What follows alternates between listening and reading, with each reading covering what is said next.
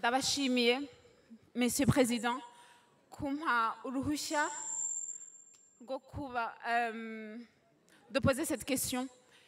Numvise ko mushaka gufunga ama-orphelinat. Nari ikibazo cyanjye ni nimufunga ama-orphelinat imfubyi zizajya mu miryango. None se muri iyo miryango ni haba imfubyi zigira ibibazo bakabigira abayaya, ni iyihe plan mufite gufasha izo mfubyi kuzifasha kuba good citizens? Aba izo mfubyi zizubaka Rwanda, izo mfubyi zizaba abaganga, kandi izo mfubyi zishaka kuba abacuruzi. Merci. Twajya nyakubahwa Perezida twajya munyemereye twajya kuri ruhande. Hari umuntu wamanitse. Okay, murakoze. Nta kibazo wavugira aho ngaho. Nitwa Josephine Kalisa, mva muri Sweden, Stockholm. Uyu munsi ni umunsi nshaka kuvuga ko wanejeje numva nanasara. Nibwo bwa mbere nabaho kubona Perezida wacu face to face.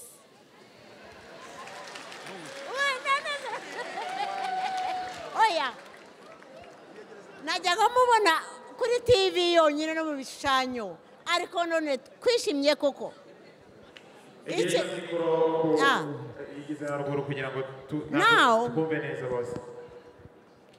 Icyo nshaka kuvuga ni uko abo muri Sweden kwagira ngo natwe tubasabe muzaze kutureba.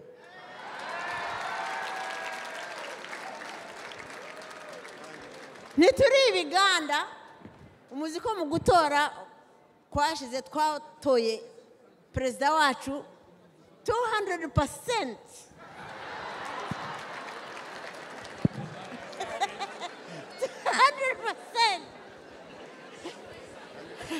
Now, ikindi cyo nshaka gushima Perezida wacu ibintu wakoze ukazana health care, abanyarwanda bose bakabona uko bivuza. Abamerika barabananiye, ariko u Rwanda rwacu rwarabishoboye. Murakoze cyane.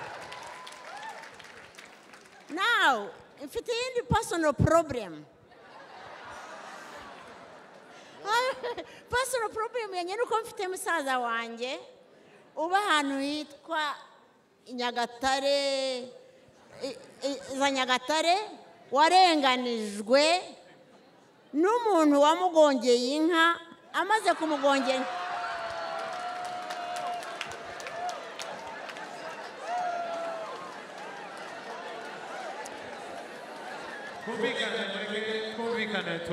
twumve ikibazo cye cyane. Amaze kumugongera inka amutwara mu koti, aba nka ya ntare ikurira inka yarangiza ikakurusha uburakari. Naho amutwaye kumurega koti bakavuga ngo umusaza wanjye ni utsinzwe. Ibyo bibaho bite? Bibaho bite? Naho uwo muntu wamugongeye inka aravuga ati inzu yawe ugomba kuyigurisha kugira ngo ugure imodoka yanjye. Mureke twumvikane, mwihangane. Please, twihangane twumvikane. Ikibazo nacyumvise, duhe izina ry'umuntu, tuzabigukurikirane tumenye icyabaye icyo ari cyo.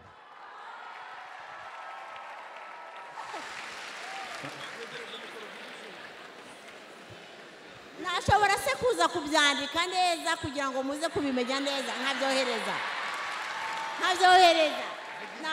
Okay, ikindi kibazo ku rundi ruhande hano. Murakoze. Nagira ngo tujye ku rundi ruhande. Ako ndabasaba ko abantu bose mu diaspora twihangane twumvikane duceceke twumve ibibazo abandi babaza. Murakoze cyane.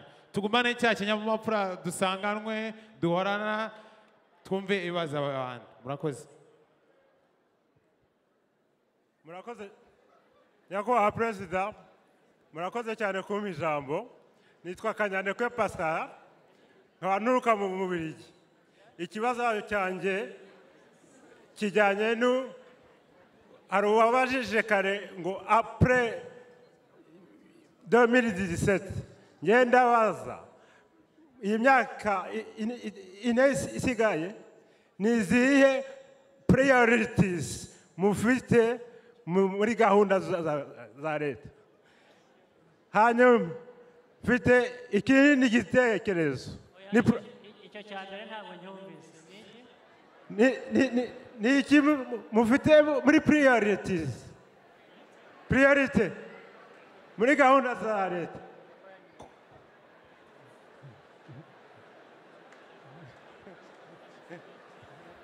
ngira ngo yavugaga priorities yashaka kubishyira mu gifaransa hanyuma ibindi ikindi ni igitekerezo nagiraga ni ku giti cyanjye ariko nagira abadiaspora duhure hano tubitekereza kimwe mbona ko muri gahunda zo kwiha agaciro numva natwe muri diaspora twafata imihigo buri gihugu kigafata umuhigo wo gukora gahunda imwe ya leta mwadushinga murakoze nyakubahwa kugira ngo tufatire iby'inyuma hano reka dufate abandi babiri ba nyuma hanyuma tubaho umwanya mu bisubize reka duhere kuri uyu mumama murakoze mama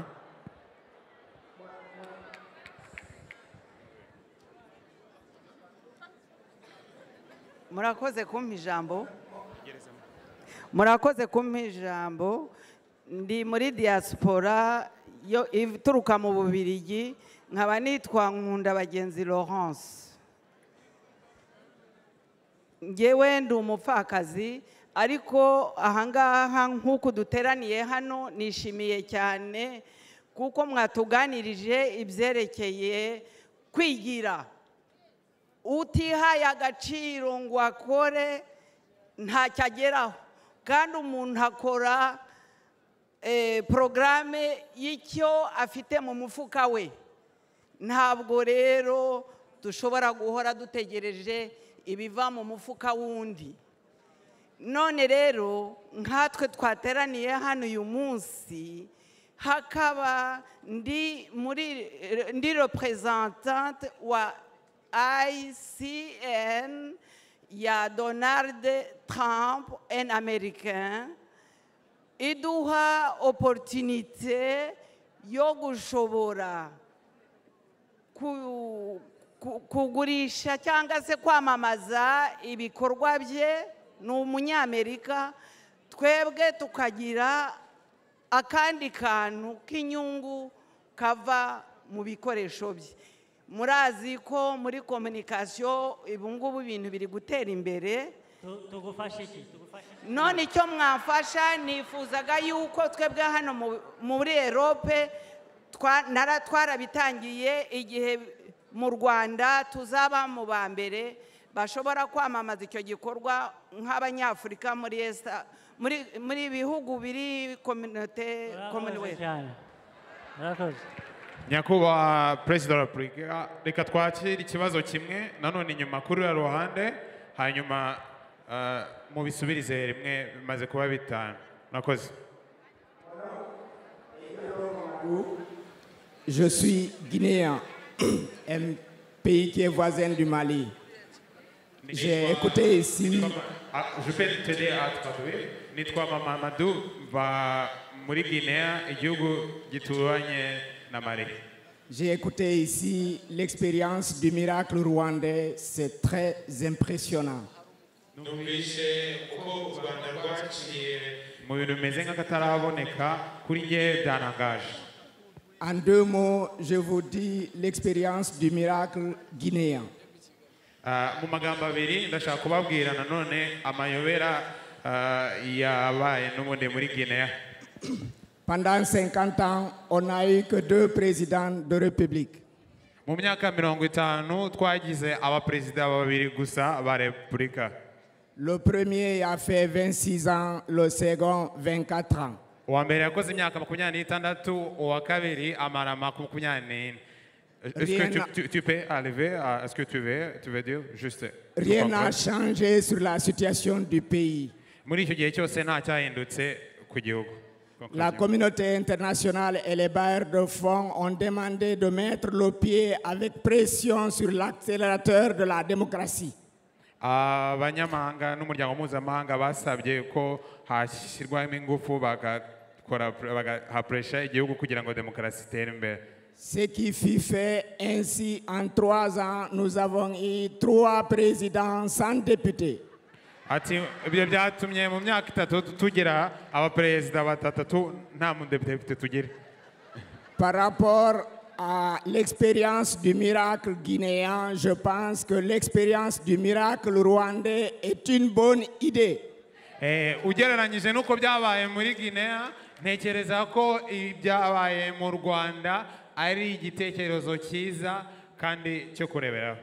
Accepterez-vous de porter le message de l'expérience du miracle rwandais aux autorités et au peuple de Guinée que nous aimons beaucoup?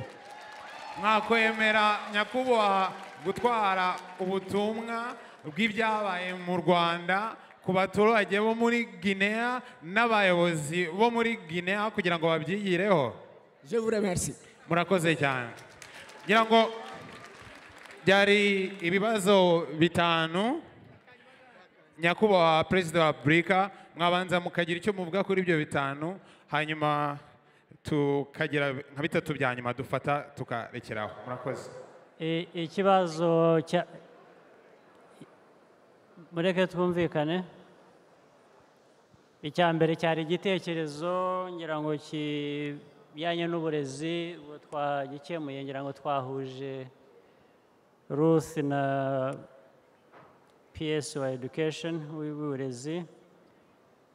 ikijyanye n'ibigo by'imfubyi nagira ngo mvuge ko ntabwo bugira butya bugacya bagafunga ikigo cy'imfubyi.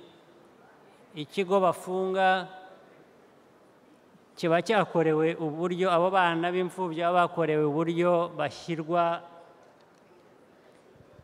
mu ngo ku buryo bukurikiranwa, umuntu akazamenya uwo mwana uko azamera. ntabwo ari ugupfa gufunga ibigo bireba imfubyi gusa. hari ibikiriho kandi ni uburyo bwo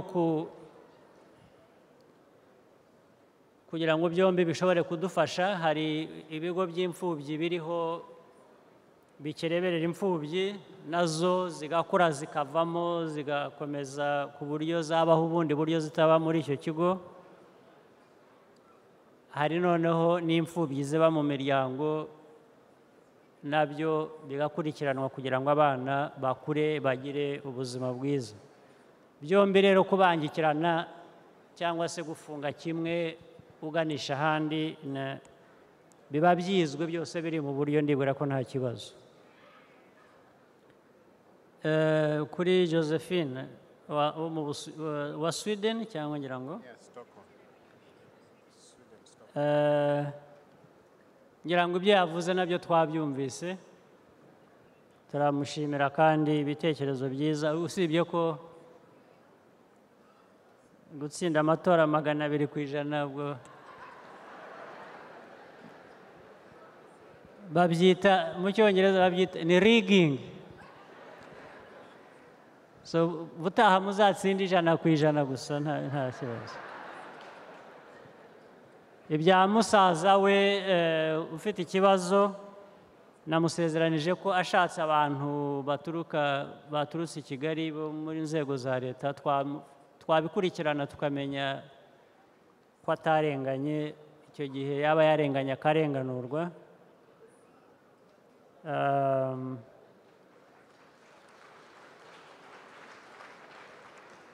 cya Gaspari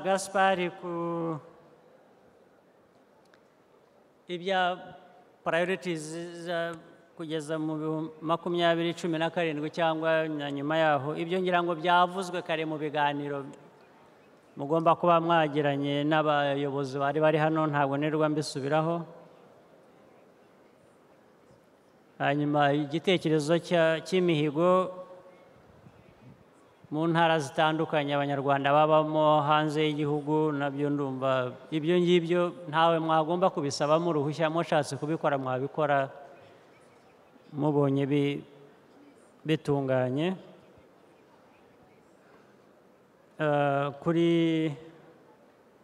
Laurence ndibwira ko igitekerezo yashingiye ku byo kwigira n'ibikorwa barimo ni byiza abantu bashoboye kubifasha nabyo bafasha Guinea wavugaga ngira ngo azatwara ubutumwa muri Guinea iwabo abutugerezeyo ababwire kandi ko nk'abanyafurika twifatanyije n'abanyaguinea kugira ngo bagire ubuyobozi bwiza n'ubuzima bwiza murakoze nyakubahwa perezida wa Afurika kuko ngira ngo amasaha ari gukura reka munyemereye twafata ibibazo bitatu bya nyuma hano hejuru bitatu gusa bya nyuma hano hejuru aho ndi hanyuma tugasoza murakoze hanyuma rero reka duhere kuri uyu mwako mugerageze kugira vuba can go straight forward to your point. Thank you so much. I've been trying to ask the president a question. I've been running up and down to get this question, and I'm really delighted to ask it now. Mr. President, Rwanda is not the first success story we have had oh, sorry, my name is Michael. Yeah. Rwanda is not the first success story we've had in Africa. Zimbabwe was once known as the food basket of the southern region. Ivory Coast was once seen as a success story. There are a few other countries that have been mentioned as success stories, but they were not sustainable.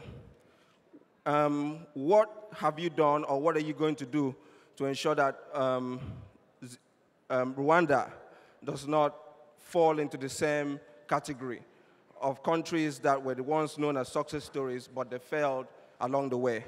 And one more thing, Mr. President, last night I was at home, I wrote this letter. I wanted to give it to you today.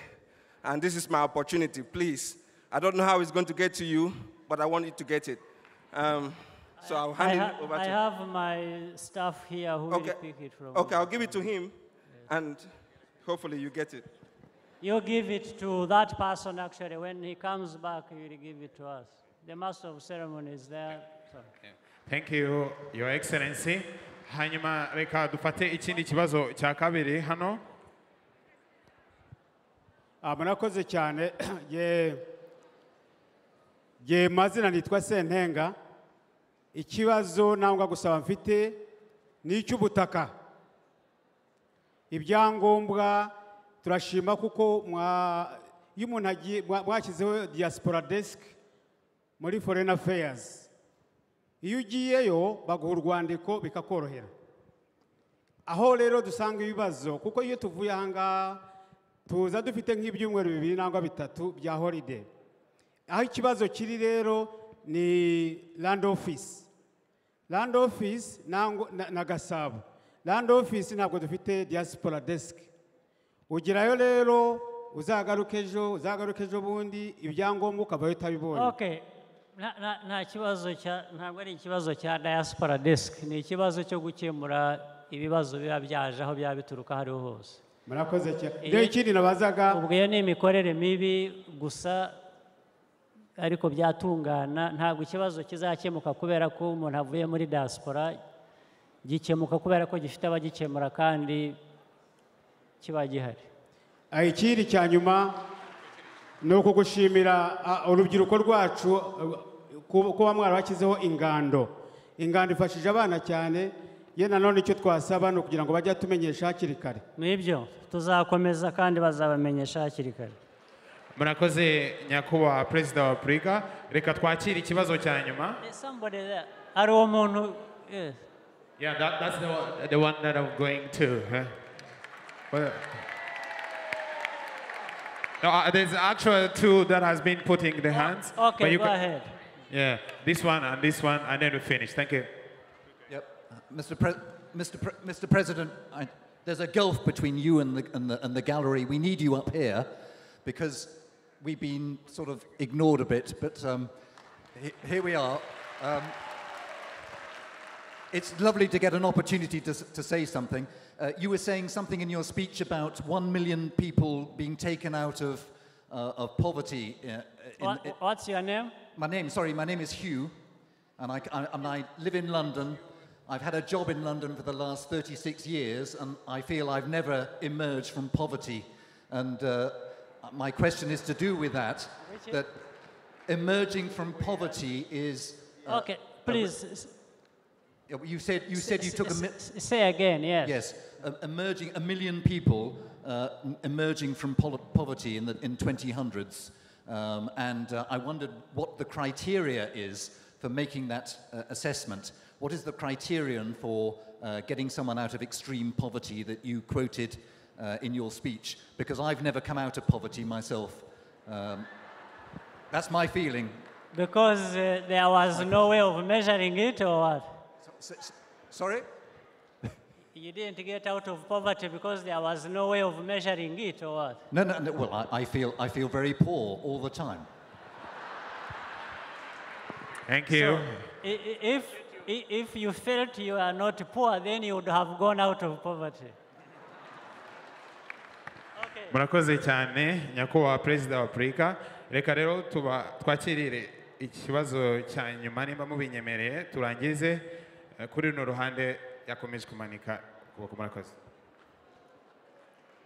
Nyiricyubahiro Bwana Perezida wa Repubulika y'u Rwanda, ndabaramutsa n'icyubahiro gikomeye cyane. N'abavandimwe bose mwaje hano. Witwande. Nitwa Yunusu wa Maridadi. Maridadi ni umuhindi wa mbere waje mu Rwanda ku ngoma ya Mushinga.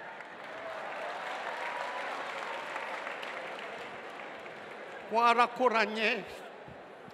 Maridadi niwo wakiraga ba Rutagarama ba Karyabwite ba Rwigemera bose aho ngaho bazaga iwacu. Twumvikane. Yego Bwana Perezida, ndabashimira cyane, nategereje umwanya muremure kugira ngo mbabone, mbashimire ku bintu mwakoreye igihugu cyacu. Mperutse kujyayo ndahayoberwa rwose, nasize ari amatongo. Ndahayoberwa rwose, ndabaririze imihanda barangaragaza. Nuko nukubashimira, nukubasabira ku Mana ibahe ubwo bushobozi, mukomeze, murambure, murambe abavandimwe bose bari hano. Namwe dushire hamwe, tujye hamwe, dukorere igihugu cyacu. Ndashaje ariko umutima nturasaza, uracyari iyo ngiyo.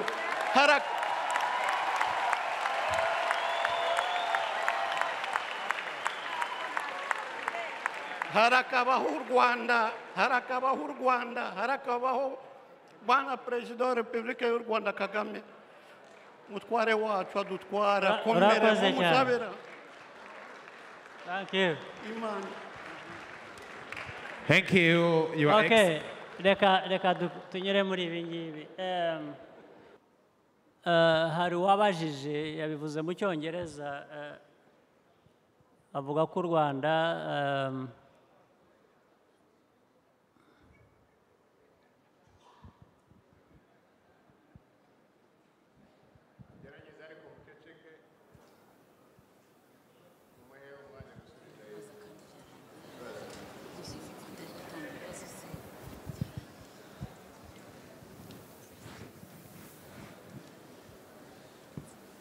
twakwihangana tukaceceka tukagarura cya kinyabupfura nk'iki dusanganwe hano muri diaspora. Murakoze cyane kuba mubikoze. Murakoze cyane. Murakoze nyakubahwa Perezida wa Afurika, murakoze mubitwemeye. Hari uwavuze ikibazo yabivuze mu Cyongereza, avuga ko u Rwanda atari rwo rubaye urwa mbere kuvugwaho ibyiza. Atanga ingero za Zimbabwe n'ahandi n'ibindi. Ariko nagira ngo mvuge ko ari Zimbabwe, ari ibyo bihugu bindi yavuze, buri kimwe gitandukanye n'ikindi, kandi nabyo bitandukanye n'u Rwanda, n'u Rwanda rutandukanye nabyo. Bifite, uzasanga hari aho bitandukanye, nubwo ari Abanyafurika dufite aho duhuriye twese, ariko uzasanga ku buryo bw'umwihariko hari aho igihugu kimwe gitandukana n'ikindi, cyangwa abantu bayobora bagenda batandukana n'abandi. Ariko noneho hari n'ibindi bihugu biri muri Afurika, ariko noneho sinzi niba twanajya no hanze ya Afurika amaherezo, ariko mpereye muri Afurika ntabwo yavuze ibihugu byose ko byabanje bikavugwa neza, noneho bikaza kugira ibibiranga bitari byiza. Hari ibitaragize amateka meza, biza kuviramo ko bigira noneho isura nziza, bigakomeza, bigahera aho ngaho bigakomeza. Ariko ikibazo avuga, wenda ndumva nshaka kucyumva mu buryo avuga ati, ni nk'aho yavuze Afurika yose ko idashobora kumera neza, hari nibwira ko bigomba kuba atari byo. Ariko ku Rwanda ku buryo bw'umwihariko, niba ari cyo yabajije, navuga urugero rwa Mbere, nta nubwo ari jyewe bikwiye guturukaho cyangwa umuyobozi w'u Rwanda, ariko aba Banyarwanda bicaye hano mwumvaga ibyo yavugaga, icyo kibazo ubwanyu mukwiye kugiramo uruhare kugisubiza. Ntabwo ari ukugisubiza nonaha mvuga, ndavuga ni ukugisubiza ku buryo bw'ibikorwa dukwiye kuba duhuriyeho bya buri gihe, bizatuma u Rwanda twavugaga mu kanya cyangwa urwo yavuze rwakomeza kugira isura nziza nk'uko rumaze kuyigira mu myaka ishize. Tumaze kubona imyaka 10 ishize cyangwa 15 kugeza ubu. Igisubizo cya mbere kiri muri mwebwe Abanyarwanda, niba mwamwumvaga, igisubizo nimwe kirimo, cyangwa se natwe turimo ariko dufatanije. Ngira ngo rero icyamuha icyizere, ndamusubiza ngira ngo mu rurimi yabajijemo kugira ngo abyumve neza niba ntawumusemurira. Ikibazo aho ahambere akwiye gushingira icyizere ni kuri mwebwe n'ibyo navuze mumaze gukora mu myaka 19 ishize, n'ibibazo twahuye nabyo, uko twabinyuzemo, n'ukuntu dukomeza mu nzira y'amajyambere. Nimwe mukwiye kuba mwamusubiza, cyangwa se yabyumvise mu byo twavugaga, kubera ko ibyagiye byubakwa akenshi byabaga bishingiye ku Banyarwanda n'ukuntu bakorera hamwe kugira ngo bishoboke. Igihe rero mfite icyizere mpereye ku Banyarwanda, ariko nihagira igihinduka, ubwo nanone nimwe bizaba biturutsemo mu buryo bw'amajyambere dukwiriye kuba tubona.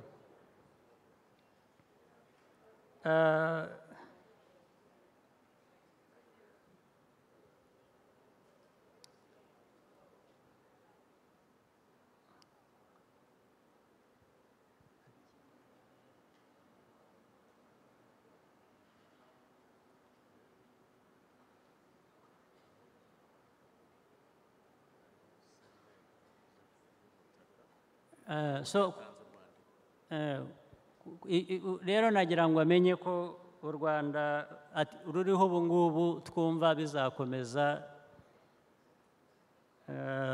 kubera ko Abanyarwanda babyifuza, bafatanya n'ubuyobozi kugira ngo dukomeze dutere imbere. keretse niba hariho kuvuga ngo ariko ibi ngibi muvuga koko u Rwanda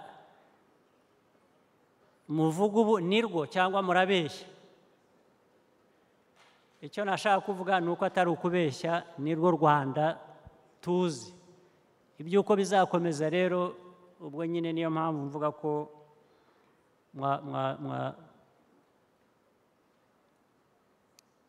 ari mwe bikwiye kubakiraho. Ndumva njye ntashidikanya ko tuzakomeza. Hanyuma ibaruwa nayo yanditse ishobora gufasha ubwo ngira ngo wenda irimo ibitekerezo byatuma tutamera nk'abandi tugakomeza. Ibijyanye n'iby'ubutaka,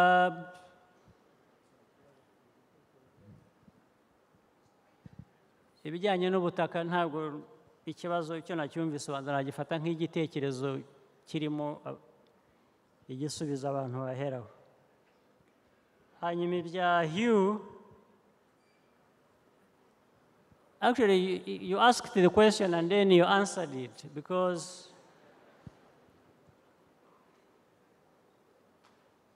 for you, you feel that you are still poor and you have been poor for some time. That may be true. And you've been able to make that judgment by how you feel. You have told us that you feel you are poor and you have been poor for some time. Maybe that is true. But if you had also felt that your life has improved, you are not poor, you were poor 10 years ago, now you are not poor, and you feel so and you tell us so, then you have no reason not to believe you. So in other words, you have introduced one thing, one element, I'll come to that later, that actually the issue of whether you are poor or not is contributed to also by how you feel or what you know about yourself, and the status and your conditions may be over a period of time. So that already, that is a good measure we can use. If I base on that, Rwandans actually feel that their lives have improved. They feel so, but they can give evidence to that. For example, many people have told us, or I'll come to the point of how we came to that actually, have given evidence and have told the story. They would tell you, say, 5 years ago, my family had no income. We would have no income month in, month out, 1 year in, 1 year out. We hardly lived the kind of life one would expect a decent person to live. But then he tells you, after 5 years now, I have an income. Every month I get this much. In a year I get this much. Simple logic. This person's life has improved. Now, some of the measures people use, they talk about a day, people living on $1 or $2. But another time somebody would tell you, I had nothing in a day, or I lived on $1 or $2, the equivalent. But now I'm able to be able to spend $5, $10 a day. That becomes a measure. So for the period 2005, 2011, surveys were made by our statistics department under the Ministry of Finance and Planning, and certified by international institutions we work with. They did sampling across the whole country, and from the stories told by the people themselves, and by seeing what they were showing that has improved their lives and also telling the story about it, people were able to measure that this number, actually in this period, improved from this level to that level. So it is scientific, it's not guesswork. So that's how the measure was carried out. It's from the stories of people, it's evidence of what they were able to show, and it was done over a period of time. So that gave that. So, but you had already established anyway one way of knowing it, at least by the way you feel. So you can come and join us in Rwanda, your life may improve.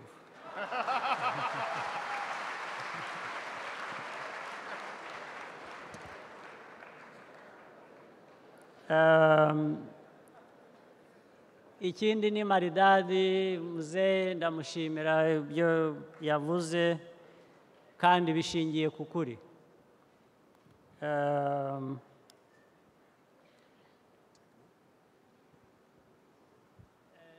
Are there any, like 2 or 3 hard questions? We can take two. Okay. The last two. Let's take the last two ones. Ntabwo turi bujye kure, hari umuntu wamanitse hano kuva kare. Nagira ngo mu ijambo mwamumera microphone abantu bamwegereye, hanyuma ndaza no kusubira inyuma nanone ku mudamu kuko abagore ntabwo twabiseho. Yeah. Oh. Thank you. Good evening. Thank you. Go straight for the patients. Okay, thank you. Yeah, I did. Okay, thank you. Good evening. My name is Alicia. I'm coming from Spain. Well, I visited Rwanda a year ago, and I realized that it's a very, very beautiful country. But the most beautiful thing I found there was the pureness. Pureness of people, pureness of many things, you know. The problem is that the most important thing is abroad. Let's say that the people who can bring future to Rwanda right now is out of Rwanda, okay? In Spain, for example, I know that no one learns from other experience, but in Spain, we are right now a huge beach for Europe, a country of services. So our engineers are abroad, our biologists are abroad, and many people who can help the development of the country is abroad.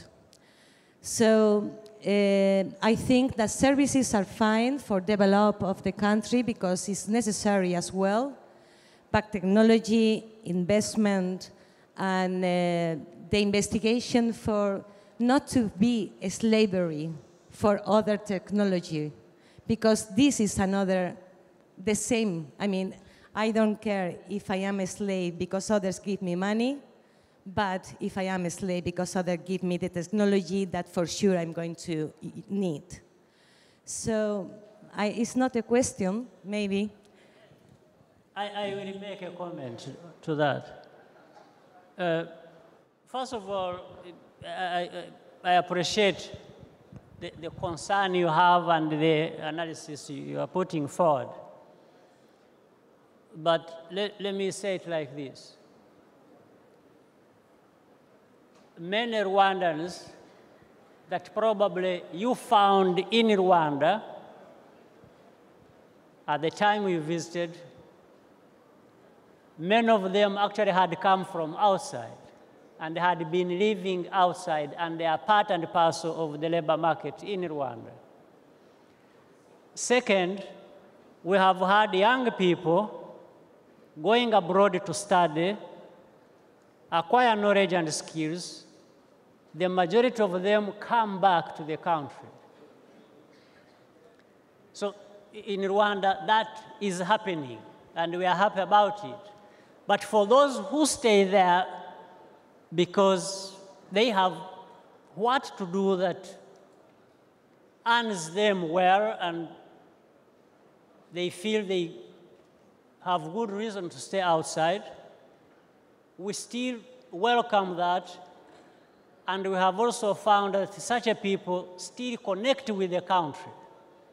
They are able to make remittances and so on and so forth, and bring either investment of some kind, one kind or another, even the technology you're talking about. Even when they are outside, they still connect back with the country. So I think the idea and the issue you are raising, in a way, are answered. You see what I mean? So it's a kind of win-win situation for us. And this is what we encourage to happen as we build back at home.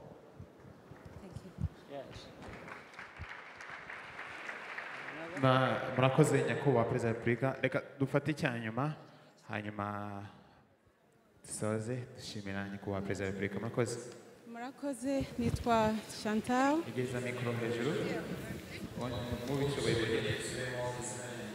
Murakoze, nitwa Uwera. Nyakubahwa Perezida, ikibazo mfite ni ikibazo kitubangamiye twebwe abanyarwanda dutuye mu mahanga. Kubona hano na diaspora yose n'abandi bari muri diaspora, kubona ibyangombwa by'abanyarwanda biratugora. Urasaba ibyangombwa bakakubwira ngo banzuza n'ibyangombwa wakoresheje ujya mu mahanga. Ibyangombwa byo mu Rwanda. Byo mu Rwanda. Niba hari igihugu gitanga ibyangombwa n'u Rwanda. Okay. Ku bantu babyo nta gihugu wambwira gitanga ibyangombwa ku banyagihugu bacyo kurusha u Rwanda. Ariko niba harimo ikibazo ubwo nacyo twagishakira umuti. Okay. Sasa ubonye ibibazo u Rwanda rwagiye runyuramo, abanyarwanda benshi bagiye bahungira ibihugu bitandukanye, kandi no kuza mu mahanga baje bavuye mu bihugu bitandukanye. Nibyo. Bakubaza ngo zana ibyangombwa wakoresheje uza mu mahanga, biragoye kubibona kubera leta turimo. Reka nkwereke kugira ngo ubone ibyangombwa, umuntu abone ibyangombwa, ibibazo bamubaza biterwa nawe imiterere ye, biterwa n'imiterere ye. Ntabwo babaza ibibazo bimwe kuri buri wese, cyangwa ntabwo wese azitirwa n'ikibazo kimwe. Icya kabiri, ndibwira ko ugomba kuba wumva ngo nta hantu byaba ko wagenda ukinjira ahantu ukavuga uti nimumpe ibyangombwa bakabiguha nta n'icyo bakubajije. Bagomba no kumenya n'uwo uri we. Ibibazo byo bigomba kubazwa, ariko ntabwo bikwiriye kuba inzitizi yo gutuma umuntu atabona icyangombwa. Ibyo ni byo nyakubahwa Perezida, ariko urabona iyo tuje mu mahanga leta tuba turimo isigarana ibyangombwa uba waraziyeho, ariko mu gihe bagusabye waziyeho ngo ubyerekane mu Rwanda kugira ngo ubone pasiporo y'u Rwanda ntabwo ufite. Niyo baba bakwambuye icyo waziyeho, iyo bakigusabye utagifite werekana ikimenyetso cy'icyo wari ufite. Ibyo ni byo. Si byose? Ibyo ni byo, ariko baba bashaka iby'i Rwanda. Ntabwo nibwira ko aba bantu bose mwicaye hano baba hanze y'u Rwanda bafite ikibazo nk'icyo uvuga. Benshi babifite nyakubahwa. Niba ufite ikibazo wajya mu embassy bakagufasha. Murakoze cyane nyakubahwa. Ikibazo gishobora kuba wenda ko udashobora kugera no mu embassy.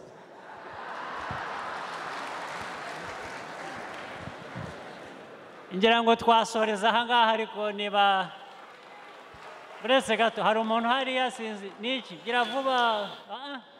Okay, mwembi vuba vuba twumva icyo muvuga.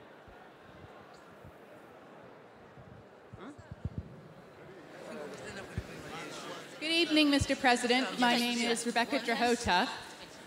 I've been to Rwanda and I've spent a lot of time in Africa. And firstly, I'd really like to commend you on how you have seen the reneging of aid to Rwanda, because I think you're absolutely right. In the United States and in the United Kingdom, the welfare and benefit systems only enable and foster dependency. So I would really like to commend you on seeing the wisdom in this. Oh. Slower.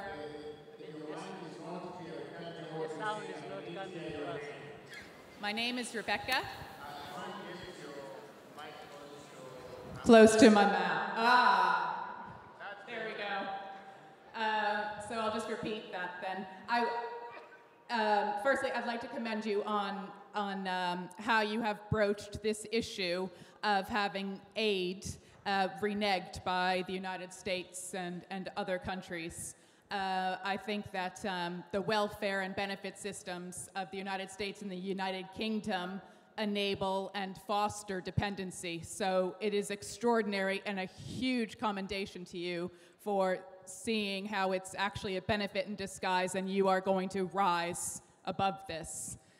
More importantly, though, I am wholly in love with your country entirely. It is an extraordinary nation. And I'd like to almost consider myself an ambassador of your country. I would like to consider and try, actually, on a near daily basis to encourage people from the West to spend more time in East Africa and specifically in Rwanda. I wonder if you had any ideas how you would like to engage the Western countries on a more personal level insofar as visiting your country, perhaps setting up businesses. Obviously, Grace Hightower is an exceptional example of somebody who has visited your country and been able to exploit in a very positive way coffee. What else would you like to see from the United States and from the United Kingdom so that I can also help to encourage this? Okay. Well, thank you, first of all, for your comments and your offer to be Rwanda's ambassador. There are many areas. Even if they were to visit just as tourists, just invite them to come and visit. That's one. As part of tourism, we still benefit.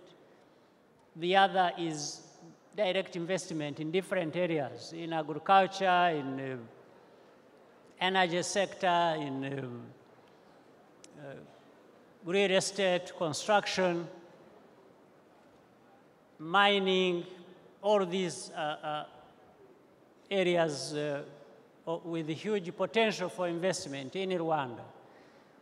But even start with the mere fact that we welcome them to come and visit Rwanda and enjoy it and find out for themselves what the areas of interest are to them where they can make such investments. So thank you very much. Yes. Yeah. The next one? Somebody next to her. Okay, thank you. Murakoze, banyita Uwayo Irene, nkaba ndi umunyeshuri muri Scotland, nkaba ndimo kwiga civil engineering. Ikibazo cyanjye kiri kuri iki kibazo cyo kuri ino new airport mu Rwanda rugiye kubaka. Numvishe nkurikije amakuru tubona ku rubuga yuko yahawe a British company. Nagira ngo mbaze nimba hari uburyo buriho bwateganyijwe kugira ngo abanyeshuri b'Abanyarwanda baba bari mu gihugu cyangwa bari hanze babone internship muri izo companies. Murakoze. No, ikibazo cya internship ni cya rusange kirenze project imwe gusa cyangwa iyindi. Ngira ngo ni ikibazo bigeze kuvugaho icya internship. tuzashaka uburyo dukorana twumvikana biranafasha buri bantu bose ntabwo bifasha abashaka gukora internship gusa binafasha n'abafite izo companies ariko noneho igihugu cyose kikungukiramo ibyo rero ni ibintu dushaka kugira ngo bibe byabaho muri rusange ariko ntabwo twagenda dutagetinga project imwe cyangwa company imwe ngo tuyibwire ngo ugomba gutanga internship bigomba kugira policy framework n'amategeko abigenga twakoreramo okay mwakoze cyane murakoze cyane turabashimiye murakoze cyane nyakubahwa perezida wa repubulika